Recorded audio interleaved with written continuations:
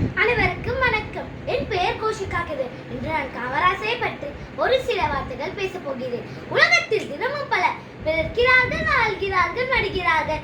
இவர்களில் ஒரு சிலர் தான் இறந்த பின்பும் மக்கள் மனதில் வாழ்ந்து கொண்டிருக்கிறார்கள். அப்படி இந்திய நாட்டில், குறிப்பாக தமிழ்நாட்டில் அனைத்து மக்களின் நெஞ்சங்களையும் நீங்காத இடம் பிடித்து வாழ்ந்து கொண்டிருக்கும் வரலாற்று நாயகர், கர்ம வீரர், கரைப்படியாத கையின் சொந்தக்காரர், தியாகசீலர், கல்வி கண் திறந்த காமராசர் அவர்களே அவர்.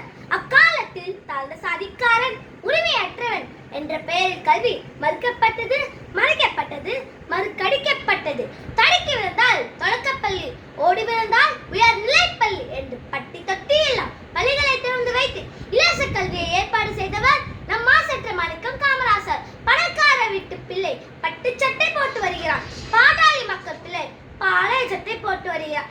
பிஞ்சு நெஞ்சங்கள் ஏற்ற தாழ்வு கூடாது என சீருடை திட்டத்தை செயல்படுத்தியவர் நம் சிந்தனை சிற்பி காமராசர். நீர் என்ற அமையாதி உலகில் என வள்ளுவனின் வாக்கிற்கு ஏற்ப அணைகளை கட்டியவர் காமராசர். இல்லற வாழ்க்கையை திறந்தவர், இறுதி வரையும் வாடகை வீட்டில் குடியிருந்தவர். 10 கதிர் வேட்டி சட்டையில் 100 ரூபாய் அவர் இறந்ததற்கு பின்பு வைத்து விட்டு போனவை. 1975ஆம் ஆண்டு அக்டோபர் திங்கள் 2ஆம் நாள் தியாகசீலர் அடைந்த நாள். ஆம், அன்றுதான்